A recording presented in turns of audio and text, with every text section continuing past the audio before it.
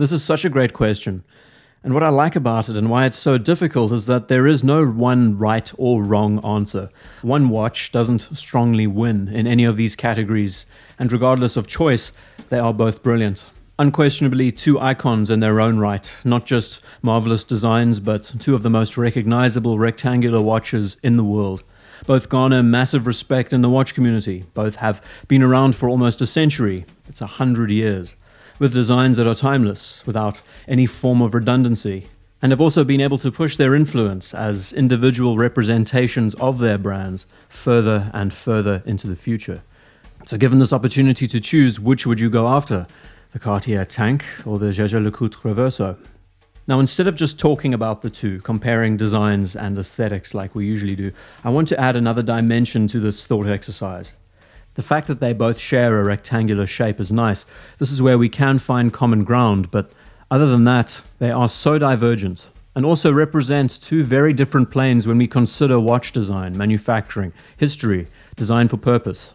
I love the fact that they are so different, and I've been struggling with this question for a while, trying to think about where I am as an enthusiast and what is it about these two individual watches that speak to me the most. A quick profile behind these two watches before getting started. Age before beauty. So the Cartier Tank, created in 1917, designed by Louis Cartier around the concept of a top-down or a bird's eye view of the Renault FT-17 tank, a vehicle that was introduced and used during the First World War. And just that alone is such a peculiar inspiration.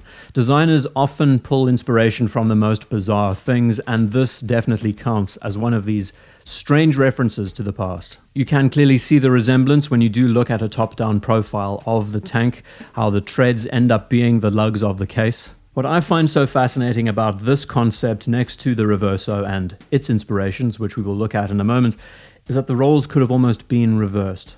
This piece inspired by a tank, but built to be more of a fashion accessory, more of a piece of design, aimed at being a design first. It focused solely on the fashion of the time and less about the function. Bear in mind that when this piece was introduced, it was the dawn of the wristwatch. This was one of the first wristwatches to be made for mass consumption. We think of the period when this watch was introduced, 1917, right at the dawn of the 20th century, just after the close of the 19th century, and how far watchmaking had moved from then until now. What is so exquisite about the watch is the external framework of how the case has been done. The roundness of the lugs and how the center of the case has this H-link pattern. The seamless integration of the strap to the lugs. The cabochon featured on the crown. And then the use of one of the most recognizable dials of all time. We can clearly see that the inspiration that went to this dial is rooted in the 19th century. This is old school. But that being the style, the way that the numerals wrap themselves around the face, giving you this italicized, surrealist feel that looks highly complicated and quite busy. It is always so fascinating to look at. The use of heat-blued hands on that stark white contrasting dial, of course not only aiding in corrosion resistance but also for legibility. There's very much this grandfather clock feel that revolves around the aesthetics. But even through the asymmetry, the offset imbalancing of the numerals on the dial, it feels intact. Bear in mind that at this time wristwatches were made for the female marketplace. Men preferred using pocket watches, and that was until the close of the First World War when they finally saw the practicality of having a watch on the wrist. And as we very much know today, the Cartier Tank is one of the most recognizable designs everywhere. It epitomizes unisex watch design. And let's be honest, even those who don't appreciate watches, a Cartier Tank is easily recognizable by men and women alike. The Jaeger LeCoultre Reverso, created in 1931, a request becoming a requirement to improve the durability of a watch being used during polo matches played by British soldiers in India.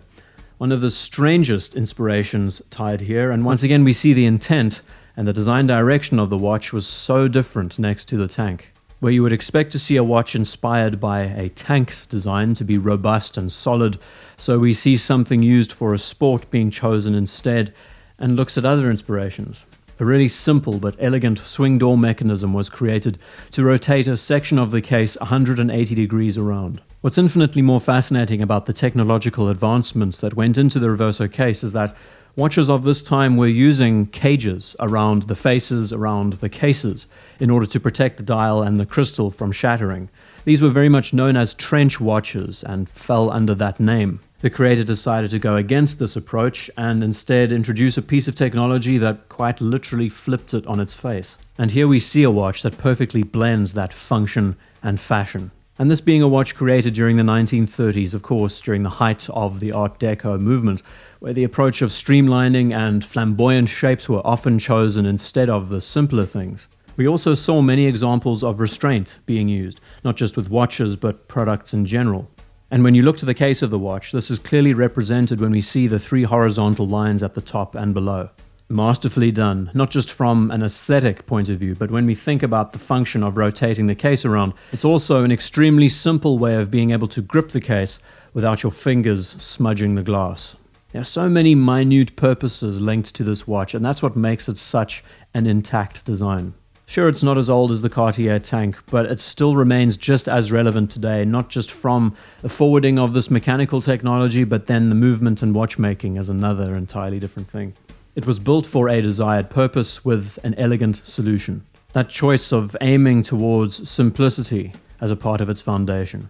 We see that here when we look to the original designs of the Reversos from the 30s, that it opted to use batons instead of numerals on its dial. The verticality of all these lines complementing the straightness of the watch's case. Once again, we see how well the strap integrates with the lugs, how there is this seamless transition. And this not only adds to the watch's overall elegance, but its design just looks correct. Let's move to comparing these 2 flagships side by side by looking at 3 separate watches from each category. Here we will be able to see what they offer, but also look at what makes them so different. A watch featured in this video that's not a part of the selection, but a good side note profile that I want to talk about is the Tank Basculant, a watch that very much tried to compete against the Jaeger LeCoultre Reverso at the same time. Because JLC owned the patent to this reversible trapdoor system, Cartier had to be inventive. And with the Basculant, they used something more like a mousetrap door. It did offer a few advantages, the fact that the dial could now be vertical and you could read it from a flat position. The downside to this model is that the hinge mechanism is a bit more technical, a bit more finicky, and more prone to breaking. So of course it never had the same potential as the Reverso when it came to durability. But this was Cartier's stylish endeavor, a way to attempt the same kind of approach, just in a different way. The Tank Louis Cartier and the Tank Must collection, these are the pieces that we see the most often. They're the most prominent. They are very much the icons. They come in many different sizes. They use many different kinds of movement configurations, some even that are solar powered. But what you can appreciate about all the different models that are on offer is that they don't compromise when it comes to proportions. You notice that regardless of being extra large or small, the scale and dimension of the case relative to the dial is spot on. And like already covered, what you see here is the tank in its purest form.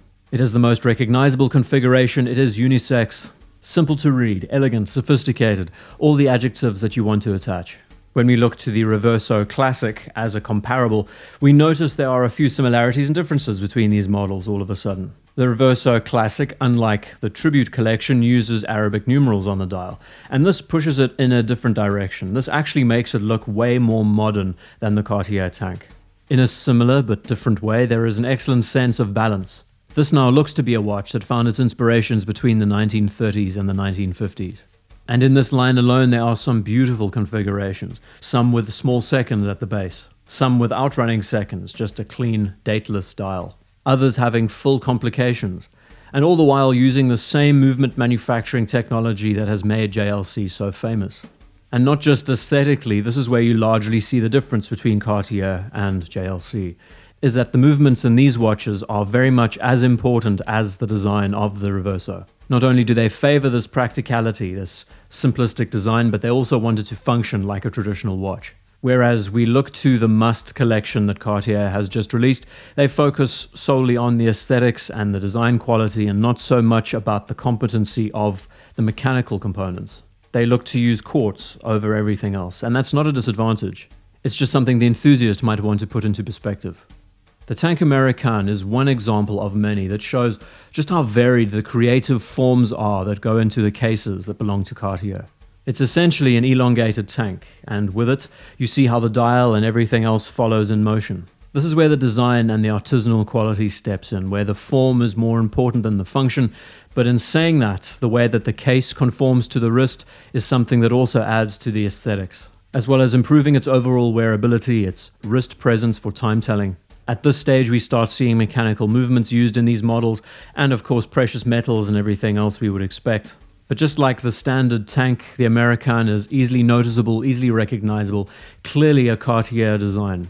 But instead of seeing the case form follow a more traditional approach, this is when it becomes more flamboyant.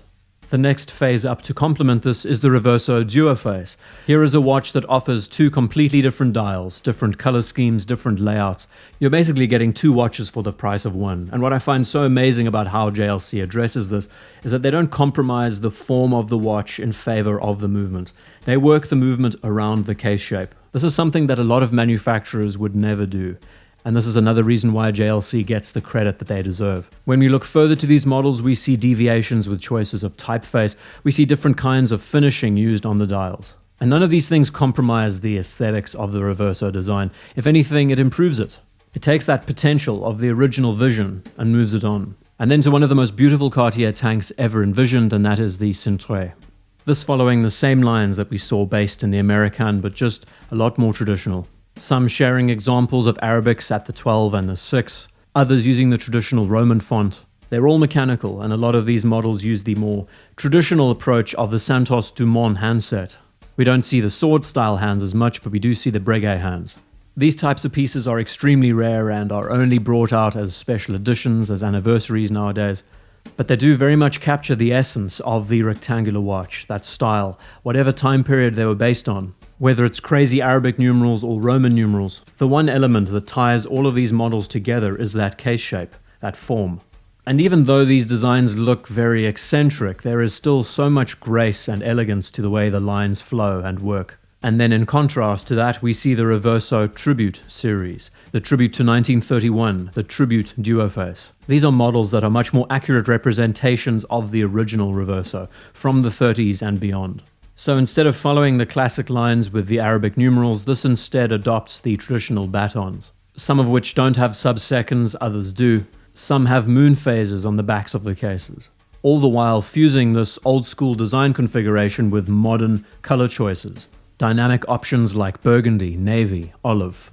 After looking at all these options, all of these variances, the question then is, which do you choose?